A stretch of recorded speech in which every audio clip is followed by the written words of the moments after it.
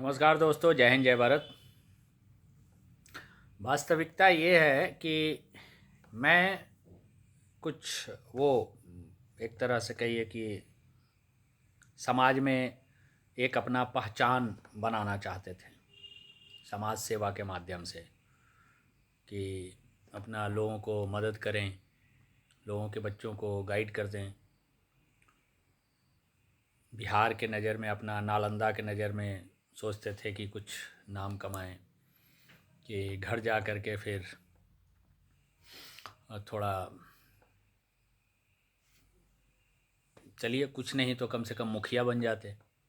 विधायक तो बड़ी चीज़ है, इसमें कोई शक नहीं है कि हर व्यक्ति नाम कमाना चाहता है। पैसा कमाने का इरादा रहता तो डिपार्टमेंट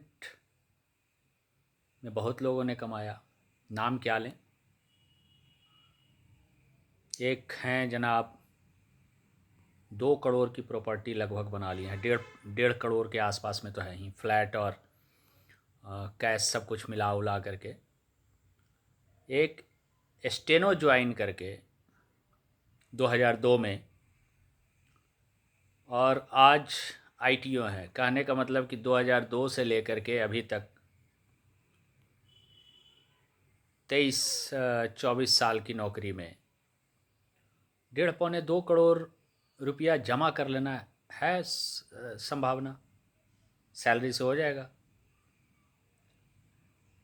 मेरा सब कुछ जांच हुआ, मेरे पूरे परिवार का बैंक अकाउंट देखा गया, मेरी वाइफ का सैलरी अकाउंट मांगा गया कि सैलरी अकाउंट का स्टेटमेंट दो 19 से लेकर के 23, उस समय 31 जनवरी 23 के आसपास, मतलब 19 से 23 4 साल का।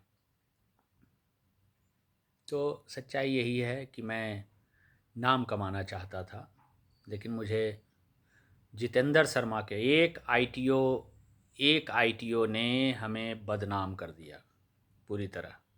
जितेंद्र शर्मा, आपको अभी तक मतलब ये नहीं डिसाइड आप कर पाए हो कि मैंने आपका कौन सा काम नहीं किया। किसी भी रिप्लाई में इस आदमी ने, आईटीओ जितेंद्र शर्मा ने, ये नहीं लिखा कि इसने फलाना काम फलाना काम फलाना काम नहीं किया। भाई, ऑफिस में यदि कोई काम पेंडिंग रह जाता है, छूट जाता है, तो सिर्फ सबॉर्डिनेट का दोष नहीं होता है, सुपरवाइजरी ऑफिसर भी दोषी होता है। छूट कैसे गया? बैठेगा 1 घंटा लेट, बैठेगा 2 घंटा लेट, बैठेगा, क्यों नहीं काम होगा?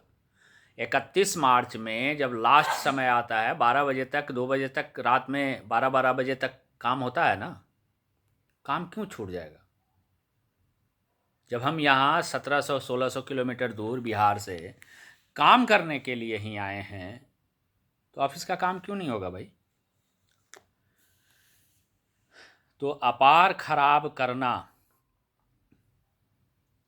कहीं से भी जायज़ नहीं था। मेरे जैसे व्यक्ति का आप मत दो भाई, 8 9 10 मत दो, 6 दे देते। 6 में तो मेरा अपार खराब नहीं होना था। बस आपको दिमाग लगाना नहीं है, प्रोफॉर्मा गलत पकड़ा गया। 4 लिखा हुआ था, आपने 4 दे दिया। अगले साल प्रोफॉर्मा दूसरा आया, 6 मिनिमम लिखा हुआ था, 6 दे दिया। एप्लीकेशन ऑफ माइंड कहाँ गया? एप्लीकेशन ऑफ माइंड तो है ही नहीं, इसका जांच ही नहीं हो रहा।